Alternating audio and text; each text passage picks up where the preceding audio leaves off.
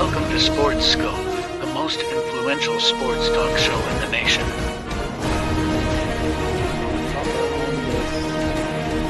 What is today, the 19th? Stay tuned for updates and great sports content.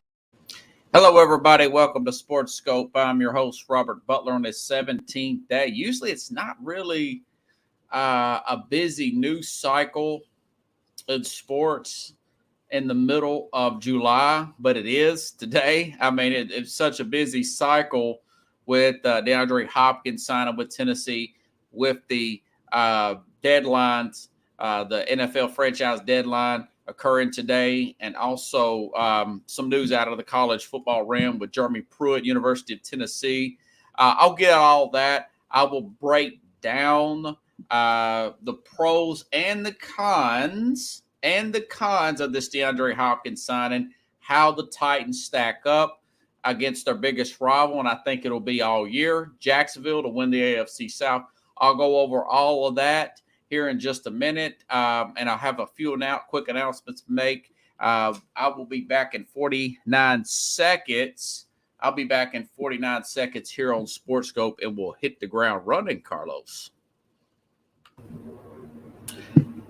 Hello, Sports Scope followers. The program has seen tremendous growth since going 5 days a week. I just wanted to thank everybody for your cash contributions and sharing the program with friends and families. Just a reminder, if you want to contribute to the program, go to the Cash App, the cash sign, and Sports Scope.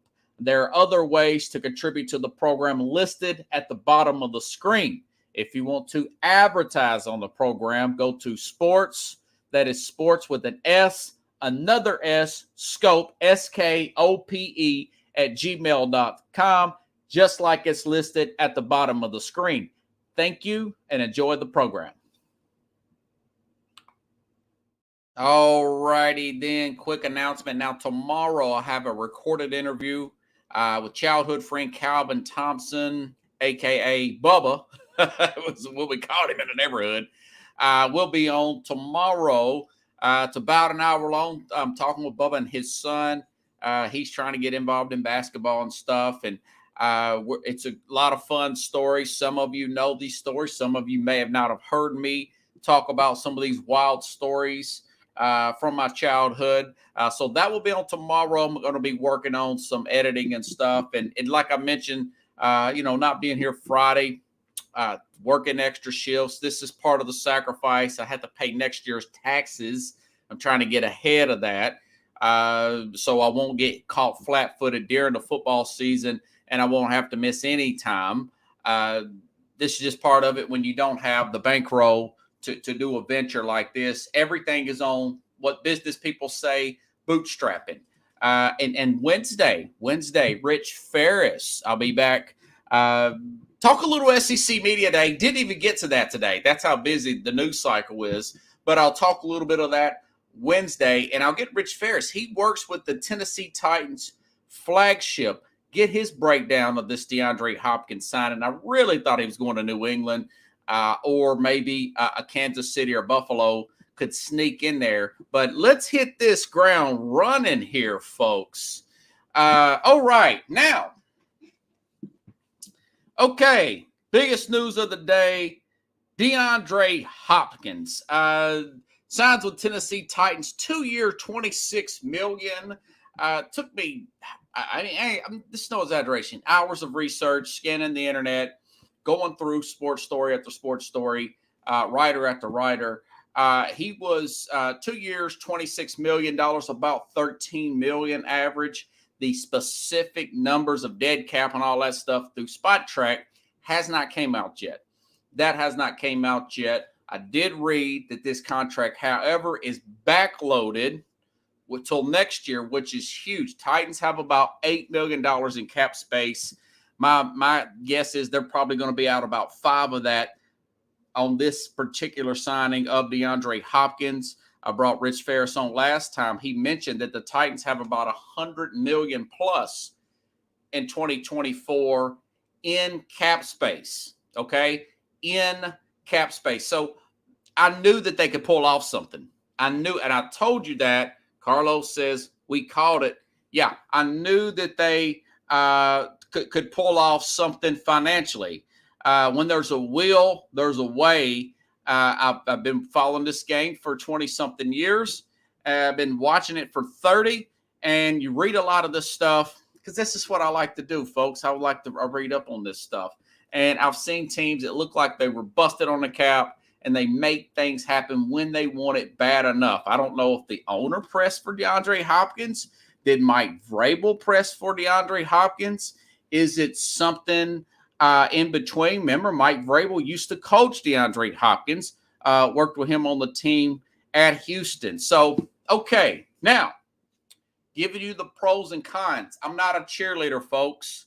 I call it like I see it. I'm not a naysayer, a doomsdayer, like a former writer for the Titans. I think he still works somewhat independent through Outkick. This guy, Paul Kaharski, I think he's more of a naysayer, a doomsday guy. That's not my style either, but I'm not a PR guy either. I try to call right down the middle, balls and strikes as I see these things coming along. I made this note about Hopkins. First, he played 10 games and 9 games over the past 2 seasons. There's some context to this. He was suspended last year for 6 games for PEDs, and he also he was a healthy scratch. Now, this is part of the con here.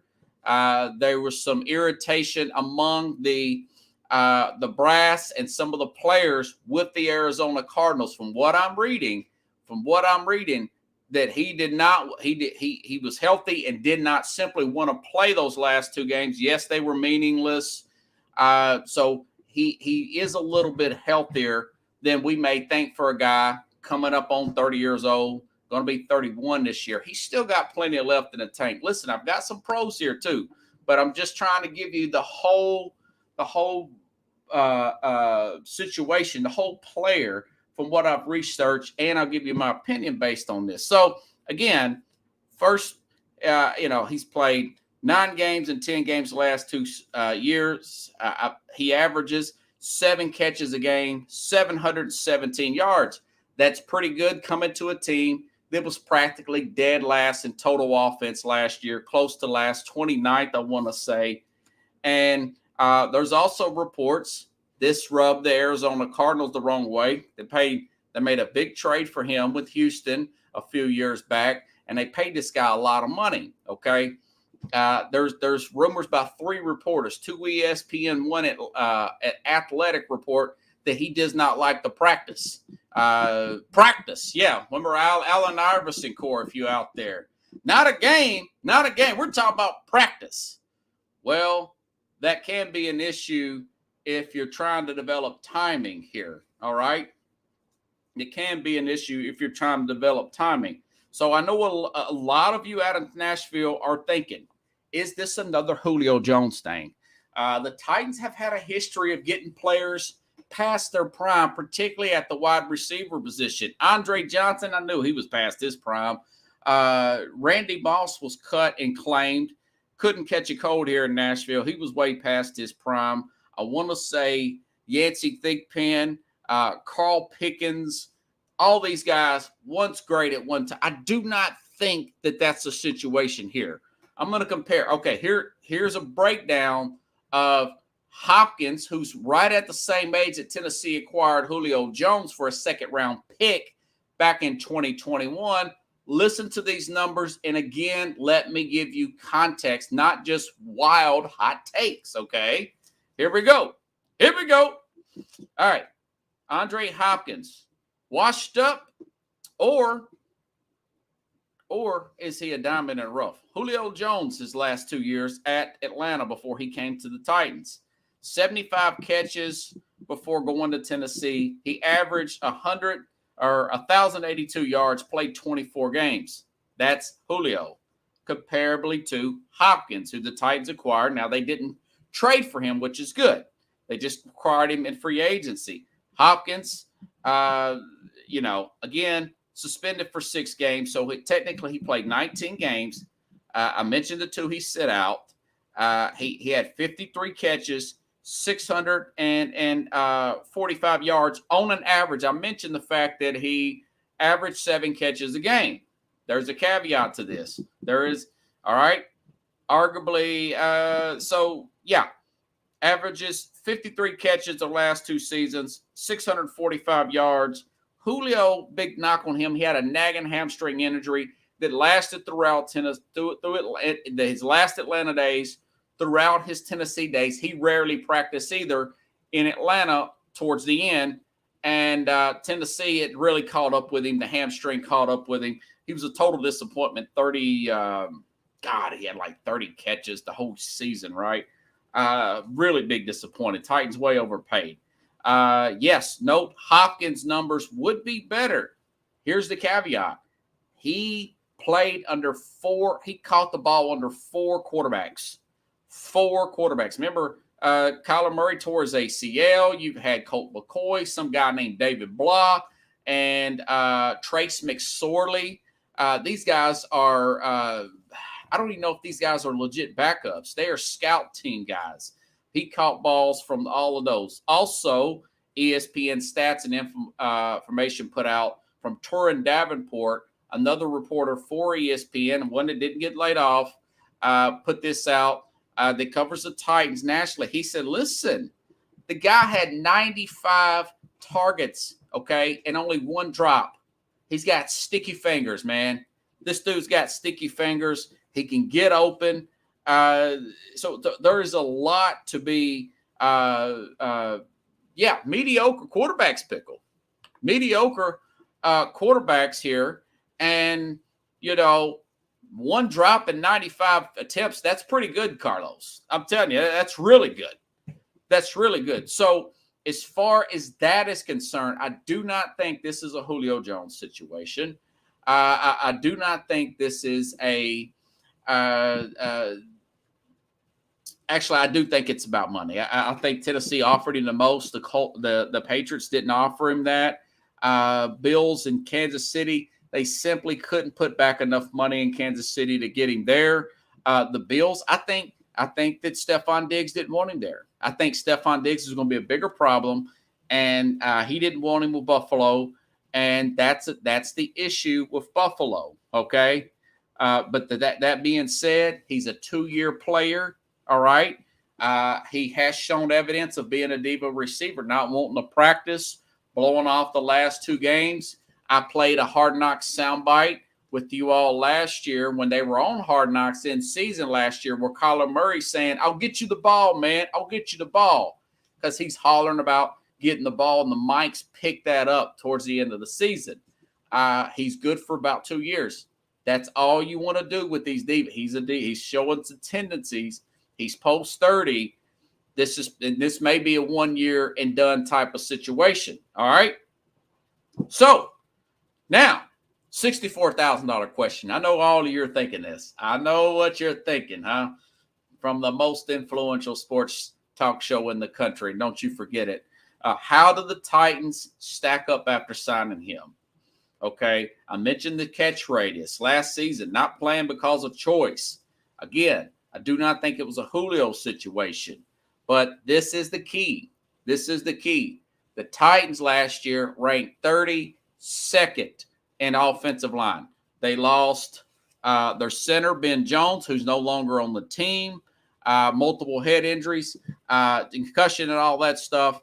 Taylor Lewan, he got hurt in the second game in the Buffalo game. He never returned.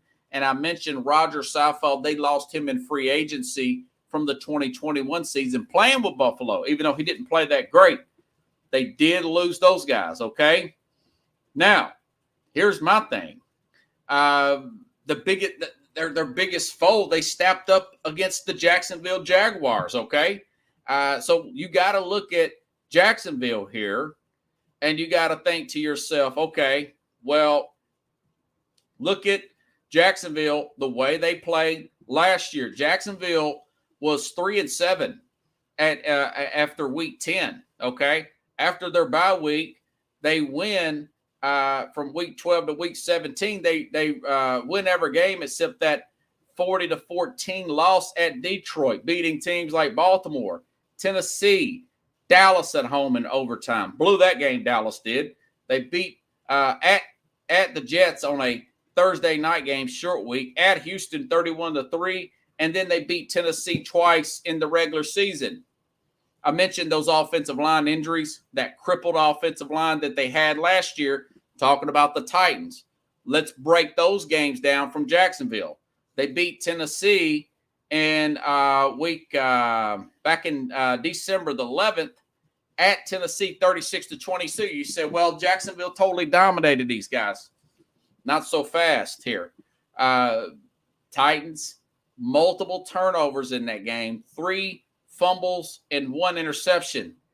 Watched every play of that game, mainly because of guys like Derrick Henry trying to do too much because he knew at that point Titans got the worst offensive line in the league. He knew that. He was trying to do too much.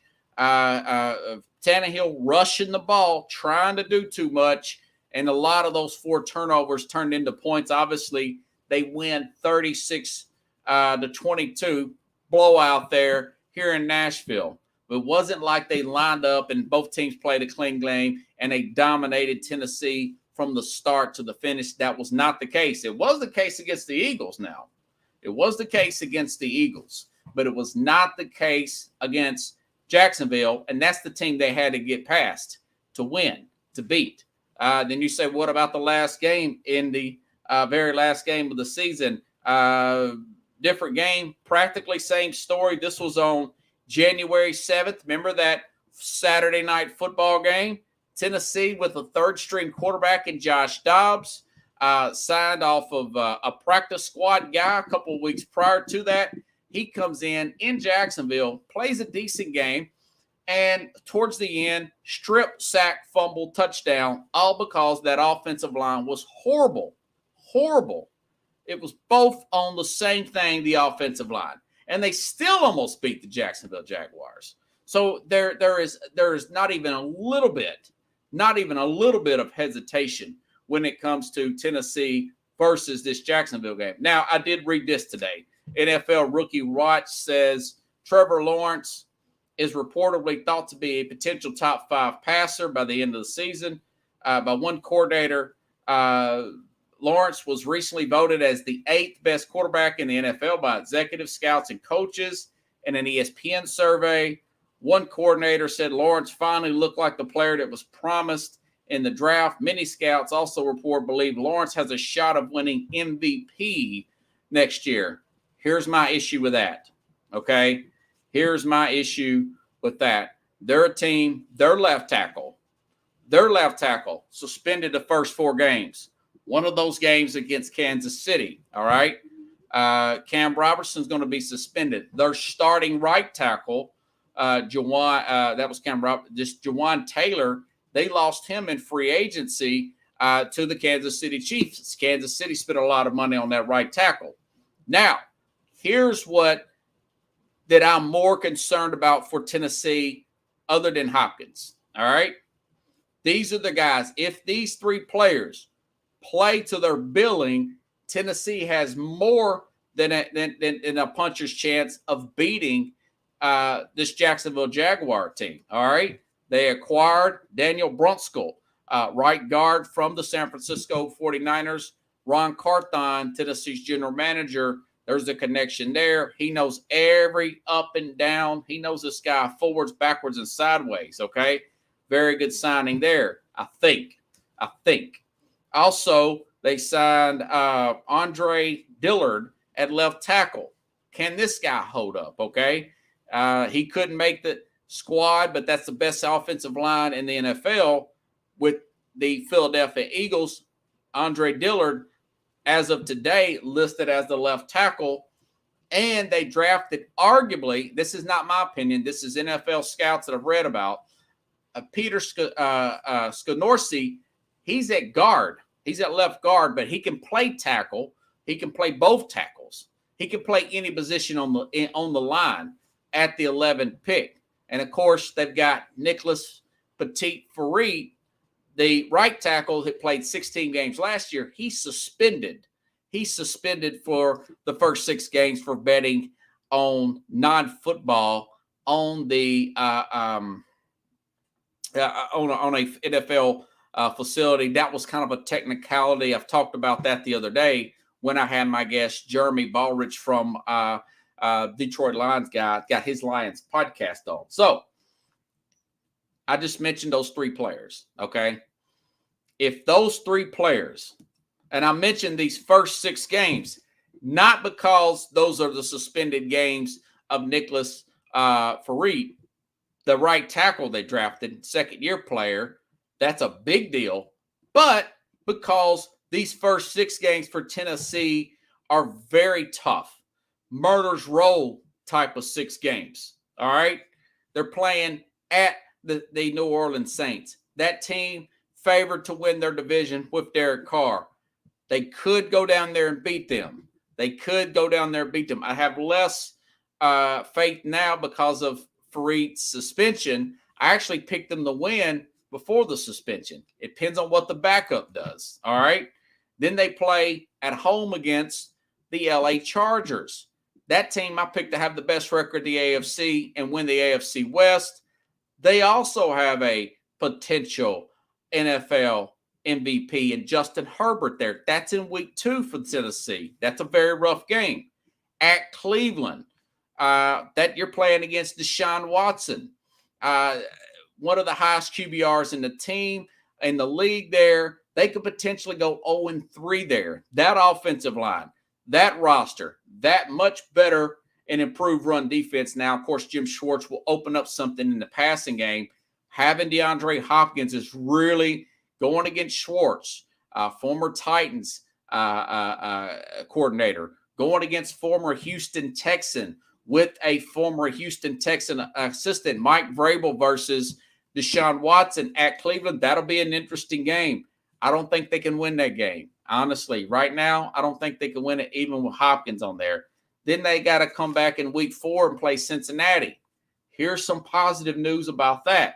Cincinnati Pickles, they play the Rams on a Monday night before they play Tennessee. So they're going to be a tick-off. Then they got to go on the road and play at Tennessee. Tennessee could potentially steal that game from the Super Bowl contender and probably the favorite by most in Cincinnati. All right. And then they got to go overseas and play the Ravens in Europe somewhere. All right. So you asked me, what about these games? Could they? I forgot the Colts. So I think they've definitely beat the Colts. The Colts they're probably going to go in week 5. They're going to go with Anthony Richardson. They'll probably beat the Colts. They'll be okay. And plus, listen, C.J. Stroud's probably playing for Houston. So I'm not really worried about Houston or the Indianapolis Colts if I'm a Titans fan. All right. I'm just worried about Jacksonville. But you've got 6 games here. One, I think most likely can win the Colts, but it's on the road. And I do think they have a shot at Cincinnati because of the way they're playing. And they definitely have a shot in the opener against the Saints because they are breaking in a new quarterback and they're trying to get the timing down and everything. They could upset the Saints there. They could very well do that. If they do, they have a more than a puncher's chance to win the AFC South, okay? And I'm comparing it to this Jacksonville schedule. Jacksonville at Indy on week 1, probably going to be favored there, probably going to be okay. They got Kansas City at home. I think they'll probably lose that game in week 2. Week 3, they got Houston at home. Houston went down there and beat them last year. Not this time. I think they'll probably win. Then they've got Atlanta overseas as well. Same thing, 2 European games back-to-back. They'll lose one of them. I think they'll lose Kansas City. They'll lose that Atlanta-Buffalo, one of those games, if not both, probably just one that's being played in Europe back-to-back. That was terrible scheduling by the NFL. Shame on the NFL. Then in week 7, at the Saints, and then at Pittsburgh in week 8, they could potentially, lose 4 games. They could be 4-4 after week 8. You say, why are you saying all this? Okay, I'm saying this because if Tennessee's 3-3, and even if they're 5-3 after 8 games, because I say 8 because that's when their bye week comes up for Jacksonville, and Tennessee hasn't played them yet. Okay, and now if Tennessee doesn't play these guys to week 11 head to head.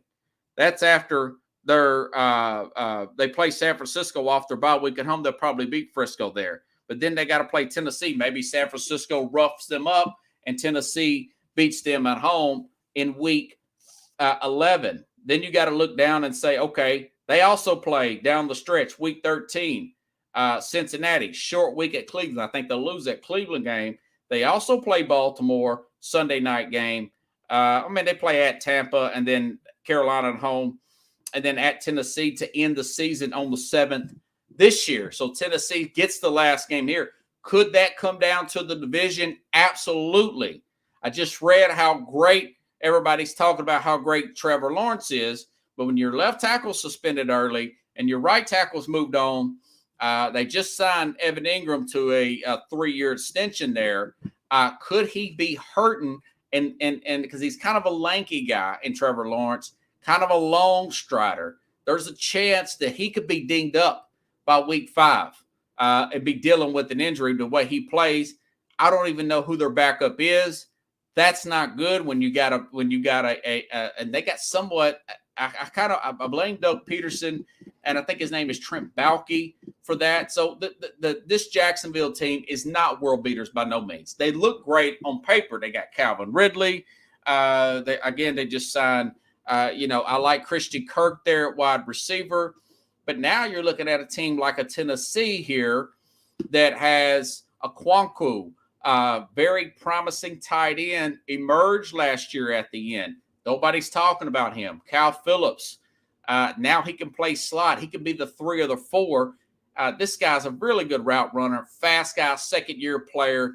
Trayvon Burks, my prediction is he'll end up being the number 1 receiver towards this is over with. I think it's listed as putting Hopkins as the outside guy, but I think Hopkins will take some shots in slot here. And we'll see how that plays out. And I like Tajay Sharp at running back. Obviously, Derrick Henry. So the key is, you asked me, okay, yeah, they found a way to get DeAndre Hopkins. They got a 5-time Pro Bowler, still got something left in his tank, coming off of a bad couple seasons there with the Arizona Cardinal team. You asked me, who would you rather have since you know the Titans are willing to spend that money? I would wish they would have took this guard in free agency back in March, this guy named Ben Powers. He was one of the best free agent offensive linemen in the free agency, He ends up signing with the Denver Broncos.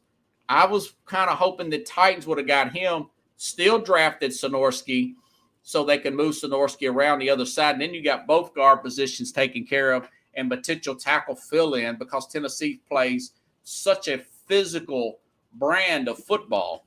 But I'll say this, all that being said, I still think they're better today than they were yesterday.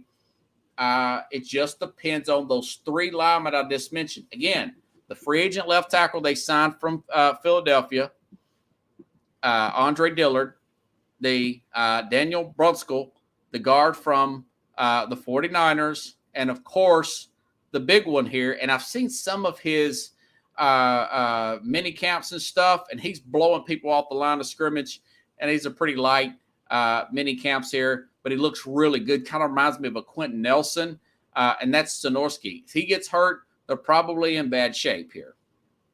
Torrin Davenport said maybe they go after Noah Fant. We'll see what happens. I think this ups the enthusiasm of the fan base. I think this takes some of the pressure off of a Ryan Tannehill, because you can't have guys hugging up on the line of scrimmage. They do have a new offensive coordinator here. So there's a lot of upside here, but there's a lot of question marks also. You say, well, what would you want this offensive line to be? Okay, that's a good question.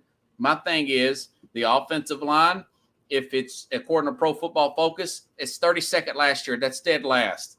Say if they get around 17th or 16th. If they get around 17th or 16th, there's more than a good chance more than a good chance they win this division. They don't have to be Philadelphia's offensive line or Dallas's offensive line. They don't have to be that good. They don't have to be Kansas City a few years ago. They don't have to be that good. If they can be mid-level, middle of the road, maybe even 17th, I'll go as far as 17th, and you give Ryan Tannehill 3.5 seconds to throw with that running game, this experience, this team can win. They can get in the playoffs and go all the way. Why? Because they've been there before. All right. They've been the AFC Championship game with Derrick Henry and Ryan Tannehill. They've been the AFC Championship game with this coaching staff. They have a seasoned secondary. By the way, Kevin Byard, the NFL rank, I think it was Madden. He's one of the higher ranking safeties in the game. DeAndre Hopkins still rated really high according to Madden as well. He's rated higher than DJ Moore. Now, that may be a misconstrued, okay? But this front seven, they're going to have Harold Landry back. I didn't mention that he was their best pass rusher in 2021. He tore his ACL in September last year, just before the season started. He's supposed to be back. 100%. Supposedly, that was over a year ago. He should be okay. All right. They signed Jeffrey Simmons to an extension. One of the better tackles in the game, defensive tackle there. You've got that young secondary there with McCory. I know Farley's kind of iffing that, and Byard and Amani Hooker. Those are two veteran safeties there. They're going to have a second-year guy, McCory. He's the guy from the Auburn Tigers there, the second-year player out of Auburn, was getting better towards the end of the season. You don't have to have an all-world secondary to win a Super Bowl. The Chiefs proved that. The Patriots never really had an all-world secondary. They had some good players over the years. It's never been all-world. They usually have one or two good players, but everybody else is really well coached and in place here. Okay, so very good front seven. Tennessee going to be very good run defense, probably one of the top 5, if not number 1 overall. You're going to have to throw to beat Tennessee. They got a good pass rusher, so they're going to be good. Remember, this team took the Chiefs into overtime, the champions eventually, on a Monday night at Kansas City, and almost beat them with a guy like Malik Willis, who's also had a good camp. Okay, so there's a lot of good that you can look at Tennessee and say that was like a B12 shot to the fan base, and it's to all the players on the team. Okay, and if it worst case scenario, this thing doesn't work out, it's just the next year. They'll be done with him. They can cut him. They'll still have plenty of cap room. They're going to have over $100 million next year. All right, now. Carlos says the terrible NFC South is a big mess. Yes, I think Tampa is going to be one of the worst teams in the league, down when they're with Arizona, Hopkins' former team. Carlos says the AFC South is just 2 teams. Yeah, it's all about Jacksonville, and it's all about Tennessee. When you're the owner of the Colts say, well, I want to see Richardson go out and play, Richardson's going to go out and play. And he's the first-year player out of and of course, Stroud, they don't really, what did the starter really do in Houston? So I think Stroud's going to play early and often within the first 5 games, if not start week 1 for the Texans. All right. Chad says, I agree with Carlos for sure. But Burks should benefit from Hopkins. Yeah, Hopkins can move into the slot. My prediction, Burks will be number 1 receiver. I saw the talent last year. His weight's way down. He's very motivated. He does remind me of A.J. Brown. Pending something crazy like another concussion or something, I think he'll eventually be the number 1 receiver for Tennessee. I saw something in him towards the very end of the season last year. They're going to scheme to get this guy open, and it's going to help Hopkins like nobody's business. Yeah, Jackson will need to pass protect versus Simmons. Pickle says, yes, Jacksonville is they're not as in good a shape as people say they are. When you don't got that protection up front, we saw last year with Tennessee. They were 7-3 and lost every game. And they lost 7 straight last year because they kept having more and more injuries to the offensive line. It really fell off when Ben Jones went down. Carlos says the more getting Hopkins helps Burris. Yep. And the obvious Titans line. It's all about the offensive line. Everything. Again, if I had my choice for Hopkins or the guard Ben Powers, I would have took Ben Powers. But that's just me. I've read that stat. Teams that spend money on the offensive line go far. They go far. Well, Philadelphia, most money on the offensive line is in the Super Bowl last year. Hurts is a decent quarterback. He's not considered great. He is definitely not considered a great team. So you got to look at how this team's going to hold up them first 6 games.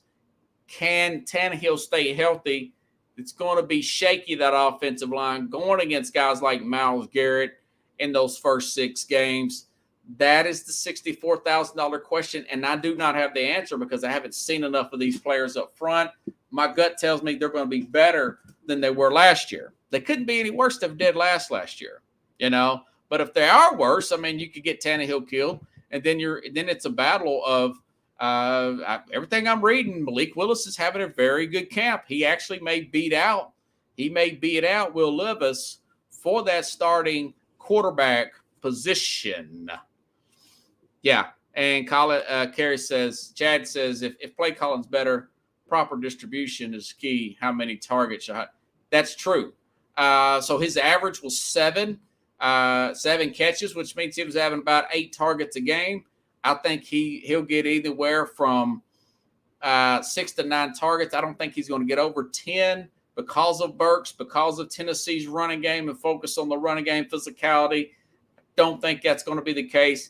That doesn't mean he can't be productive. The guy had one drop out of 96 targets there. So his guy's really good. He's got good hands, man. He can catch that ball in open space. A lot there to be seen here. Okay. All right. So we shall see Awuku Saki. All righty then. I mentioned Evan Ingram earlier. Today was deadline day. Deadline day for the franchise tag. Who are we talking about here? Players that got franchised that did not sign. Some did. Tony Pollard signed it. That no deal was done. The Dallas Cowboy running back called that one. Said, listen, he backed up. He's got a hurt ankle for one thing, and also that he's backed up Zeke Elliott for years now, and he's outplayed Zeke Elliott. He's happy to get his $10 million franchise tag. He signed his franchise tag. He's going to play on that. No long-term deal there. All right. Let's go back to Evan Ingram. Tight end there. Evan took a 1-year prove-it contract, blew it out the water. I mean, dude just went off last year with Jacksonville. 74 catches, 4 touchdowns as a tight end. That was pretty good. It tells you a good system around a player can make a big difference, plus a much more talented Trevor Lawrence over a Daniel Jones or whoever the other bleep they put in there at quarterback with that Giant team. So he's got a 3-year deal. So he's there locked up for 3 years. Saquon Barkley. All right, now, Saquon Barkley, Josh Jacobs for the Raiders did not sign. All right. And he's saying it is what it is. He tweets that out today. And this NFL insider who's still with ESPN, another guy that missed the layoffs here, this Matt Miller. He's listed as an NFL scout, works with ESPN. He put out an interesting little quote here, tweet, whatever you want to call it, as soon as I can find it. Okay, here we go. He says, Matt Miller, and this really ticked off a lot of the running backs here. He says, draft a running back, play the running back. If he's good, franchise the running back one time, then draft a running back. That's all he put. And that just set off people like Derrick Henry says, at this point, just take the running back position out of the game. The ones that want to be great and work hard as they can to give their all to an organization just seems like it don't even matter. I'm with every running back that's fighting, forget what they would deserve. That was Derrick Henry, Tennessee Titans Derrick Henry, because Josh Jacobs and Saquon Barkley did not sign. Austin Eckler who asked to be traded, wasn't changed his mind, went on and did a restructure for the LA Chargers, says, this is the kind of trash that has artificially devalued one of the most important positions in the game. Everyone knows it's tough to win without a top running back. Yet, like we are discardable widgets, I support running back, whatever he takes the bag. And it's funny. They all say that. And then you got a guy who did sit out a season, Le'Veon Bell, and he says this. Don't try to get happier and happy, right? This is what Le'Veon Bell says.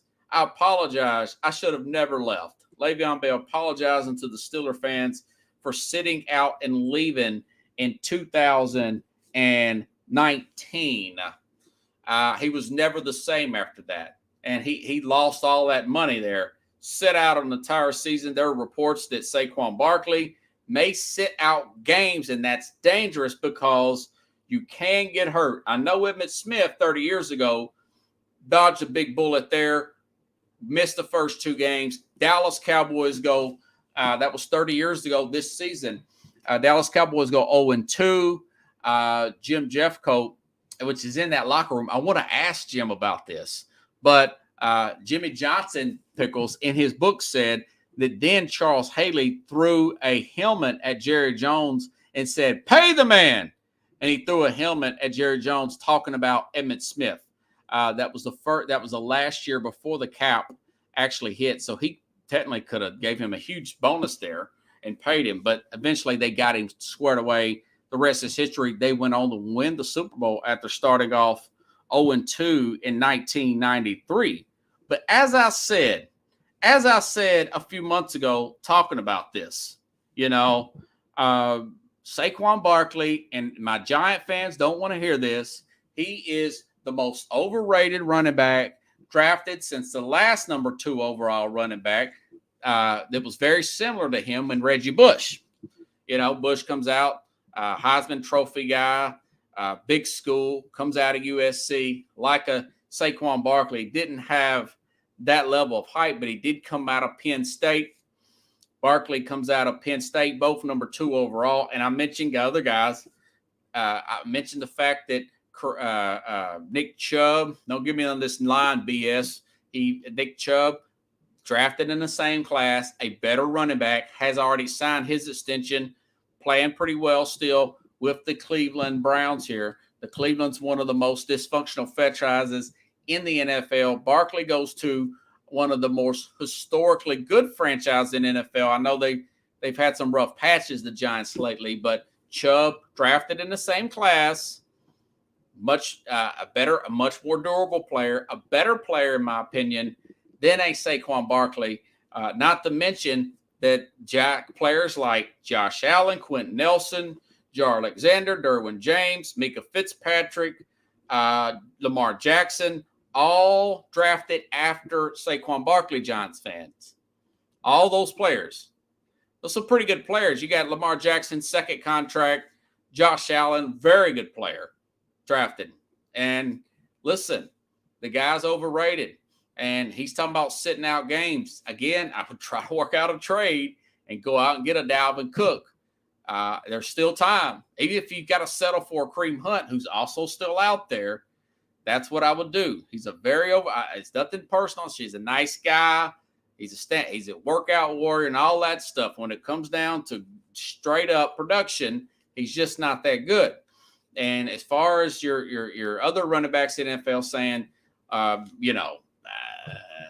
work hard, blah, blah, blah. We don't deserve this. You're getting $10 million in a franchise tag, and you act like you're at the welfare line. All right. You are what somebody's willing to pay you. It makes me think about people talking about the Indianapolis Colts who lost Edgerrin James because of money in free agency. They drafted a draft pick out of LSU in the first or second round, guy named Joseph Addai. What do you know? The next year, 2006, 2007, the Colts win the Super Bowl against the Chicago Bears with Joseph Addai. You can make it without the running back. You can make it without the running back. You don't have to have a terrible running back. You don't have to get crazy cheap like Mike Shanahan would and get one in the later rounds and undrafted guys, although I think Terrell Davis was undrafted. had a 2,000-yard season, but you can find a competent running back in the draft. Second round, third round, fourth round. You could find them there. And I'm okay with drafting one late in the first round or second round, okay? But you do not have to re-sign them, period. You don't even have to give them the franchise. I know Titans dodged a bullet when they re-signed Henry, who's up next year, by the way. I'd probably let him walk. I like what the guy's done, but I'm not a public relation person. If I'm a running back, you save your money and do what you got to do. Go play defense, or if you're tall enough, go play receiver. That's called the changing of the sport. Maybe teams get bigger and they go back to the running game, and then it comes back and they're big like they were in the 80s and 90s with your Walter Paytons, your Barry Sanders and Edmund Smith, maybe. But right now, that's not the case. That is simply not the case. Okay, a lot of new comments here. Pickle says 4th and goal on the 2. Pickle says I take Josh Jacobs over Barkley. And Carlos, I'm going to make sure we work. We'll bring you on Friday. He says Saquon on off the Giants team going to be 8 and 9. Yeah, I think so, because they paid Daniel Jones. They overpaid for Jones. Okay, they overpaid for Daniel Jones. A lot of that was smoke and mirrors. It kind of reminds me of Mitch Trubisky when they won the division. The Bears did the first year, his second year. Then it was not so much. They didn't win any. The Bears did afterwards, and they moved off Trubisky. So I don't think the ball can pull a rabbit out of his hat with or without Saquon. I don't think the Giants make the playoffs this year. I don't think they make it. I don't think teams like Minnesota's going to make it. I just don't see that. I think Dallas is still very good, contrary to what everybody else says. And Philadelphia, San Francisco, Seattle, those teams are really good. Very good. Obviously, somebody's got to win the North. I'm real high on Detroit. And your wild card, that last wild card, that's a $64,000 question. I don't know that. Could that be Atlanta? Could it be Carolina? There's a possibility there. But I just don't think the Giants are going to be that team this year. All righty then. Woo, man, is that a mouthful? Man, that's good sports talk, guys. Man, Brother Calloway, a preacher, I used to go to his church here. Carlos says you can't just hang your hat on a solid defense. Yeah, you can't just play defense and hold your breath. I mean, the Titans been doing that for years. You have to be aggressive. You have to score. Going back to Hopkins here, they're going to be much better offensively. 3 new offensive linemen. I think they've drafted some other ones in the later rounds. And, of course, they also got a pretty big name for wide receiver there. And they brought another quarterback in there to push Tannehill to play even better. Because once he sits down, I remember Bill Parcells used to say, he told Curtis Martinez, he said, if you step out of that huddle, you never know who's going to step in. You may not get back in that huddle. And Curtis Martin, he took that to heart, folks. Okay. All righty then. I did get a chance to talk about do have some time here. Okay, now switching to the college game. I understand SEC Media Days right here in Nashville, right down the road from where I live at. I will be talking that Wednesday, tomorrow. Really good interview with childhood friend and his son Calvin. Funny stories. Make sure to tune in to that recorded interview I did on Sunday with good friend Calvin there and his son Bubba Jr. Okay, now Tennessee, the Titans, the Tennessee Vols football program. I thought they fired Jeremy Pruitt because of he was 16 and 19 in the last 2 years. Never really cared for the guy. He was kind of a last-minute hire. He was like the 5th choice. Okay, lot of issues there. They played hard for him at times. He was supposed to be an air quote good recruiter. I was never really impressed with his recruiting. Did a decent job with the offensive line. That was about it. But it came out in this investigation that the Vols played Darnell Washington, who later went on to play for the two-time national championship Georgia Bulldogs and ultimately getting drafted, third or fourth round to the Pittsburgh Steelers. That came out in this investigation. He's got a 6-year show cause. Tennessee's been fined $8 million. They vacated those wins, which I don't really care. None of the fans really do either. From the last 2 years that he coached, that 16-19 record there, under 500, cheated like crazy, and he still couldn't win. You know, I didn't like how he was grabbing players on the sideline. He's very Woody Hayes-like. Woody Hayes, his career ended. He's in all the old timers know he punched a Clemson player. He used to be a former Ohio State coach. This guy punched a Clemson player on the sideline last game he ever coached. Woody Hayes. So this guy's borderline Woody Hayes.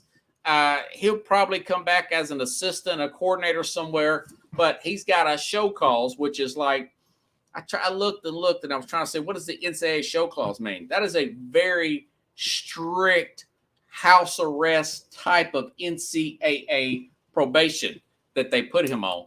And whatever team he goes to, whatever organization, he should probably go to maybe a semi-pro or something, USFL for the next 5 years. Maybe he comes back, is an assistant in one of these college. He's still going to have eyes on him, though.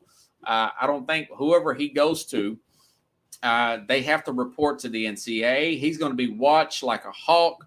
He's going to be checked out from butthole to appetite, like my dad would say. Very funny way of words here.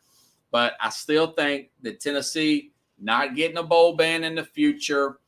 They come out like a bandit. They gladly paid the $8 million. They gladly fired Pruitt with calls there. And I think they're I don't know if that's over with or not, but either way, good call by the organization. Thought it was mainly wins and losses. It was more to that from Tennessee. Tennessee has been known to be shady. You know, got to call it like you see it. Remember, Bruce Pearl got a show calls there, the former basketball coach in Knoxville, for a line about taking the recruits to a picnic and telling the parents to lie. I love Bruce Pearl, but he did, he did get Tennessee in a little bit of trouble there, to say the least. You know, it goes to show you how competitive, really competitive, that the SEC, and this is only going to get worse. Now that you have NIL, now that you have Oklahoma and Texas, that being said, it's going to be great for the game with high amounts of money, $75 million contract for Jimbo Fisher, who was interviewed today and said he's not sure if he's going to give up play calling duty to his new offensive coordinator, Bobby Petrino. Big expectations are going to come out of that, you know, and the pressure gets to some coaches and they want to cheat. They want to cheat, man. They want that high life. They want those big checks. They want to be able to buy property. They want to have these big, nice cars, you know, and flashy, and they want to suit their ego. So when you got 20 million people watching Ohio State, and that's better than any NBA game last year. Ohio State and Georgia in the semifinal. I found that out a few weeks ago. So it's a growing game. It's only going to get bigger. It's going to rival the NFL. It's going to pass the NFL. NFL's got better players. It's better product. Much more well run.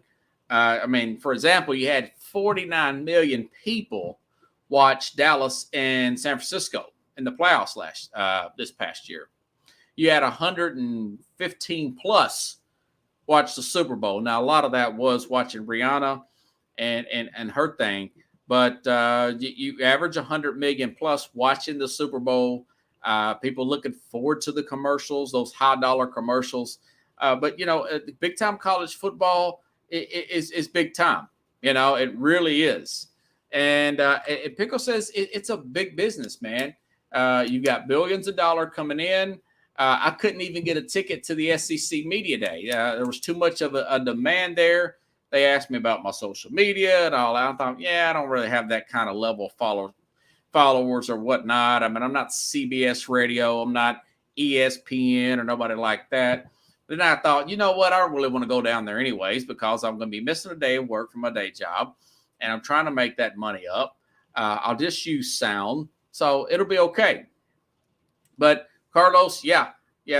So and then of course Tennessee goes out and hires Josh Heupel. Did not think he was a good hire. There's no proof. Was it UCF or whatever that he was going to be a great coach as a coach? He was a good quarterback in college. He won a Heisman Trophy win back in 2000 with Oklahoma per se. Josh Heupel did, but he didn't. He was not impressed with. I was not absolutely whatsoever impressed with him. That being said, I feel like Tennessee simply got lucky with Heupel. He looks like he's going to be the real deal. I mean, first 11 win season since 2001. Pickles. I was watching some of those 2001 games on YouTube yesterday. A little bored at night. And I was watching a little bit when 2001, when Tennessee went down to Florida in the swamp, beat Steve Spurrier, first time beating him in the swamp down there back in 01. I was living in New York City at the time. The game got postponed due to 9/11. I watched Tennessee and a guy named Kelly Washington Pickles beat a Jimbo Fisher offensive coordinator, Nick Saban-led LSU team in the regular season. Now, they lost the SEC championship game that year. They lost that game, but they did beat that team, and they ran Michigan off the field in their bowl game that year. First 11 win season since that team. So, and I think they're going to play pretty well this year with Joe Milton there. All those transfers, they're going to have a veteran offensive line. Milton can sling it like nobody's business. I like the way he played in the Clemson bowl game, beating Clemson soundly. I think he's only going to get better. So Tennessee come out, fell in a pile of crap, and come out smelling like roses, like my dad would say. You got rid of this Jeremy Pruitt. You paid $8 million to the SEC, and then you got a coach that helped you beat Nick Saban first time at Alabama, snap that long losing streak to Florida, go down to LSU, dismantle them. And, of course, Georgia still looks really good. I mean, everybody lost to Georgia last year. They went undefeated. So they come out pretty good. I've got some other stories to talk about, but I'll put those stories off as a funny story out of Fox Sports with Skip Bayless. I'll get to that story probably Thursday. that Richard Sherman is rumored to take over for Shannon Sharp there to be a co-host. No, they can't. Skip Bayless is so unlikable. They can't find a replacement for him. Now, if they want to hire me and pay me $4 million, I'll take a little bit less. I'll go deal with California. But I'd like to kind of simulcast it from here in Nashville and argue with Bayless all day because I know I'll smoke Bayless. I'll pick him on everything. Oh, thank you, Kathy. I appreciate that. Always good support from Kathy Bowman. You're the best, Corey. Smart dude right there. I told you, Corey, I just call balls and strikes, man. I'm not a cheerleader. I'm not one of these super doomsday guys either. Just try to call it right down the middle. Again, if it was me, I would have went after the guard, Ben Powers, and sized up that offensive line. They went after DeAndre Hopkins instead. May pay off big. I do not think it's going to be a Julio Jones situation. I do think he's got plenty left in the tank. I just don't know how much, and I don't know if Tannehill can get him the ball. If this group of young offensive line can give Tannehill 3.5 seconds, he don't need an hour, 3.5 seconds to get that ball to him, I think he will. I really do. I think he will. I can't wait for the season to start here. Thank you, Kathy. Yeah. Pickle says, they beat Florida and Alabama. I mean, that made the whole year there. So, anyways, do not miss tomorrow's show. Funny stories, dramatic story, very dramatic stories that some of you may have heard, some of you may not have heard. talking with a friend of mine, Calvin Thompson, a.k.a. Bubba, and Bubba Jr., his son.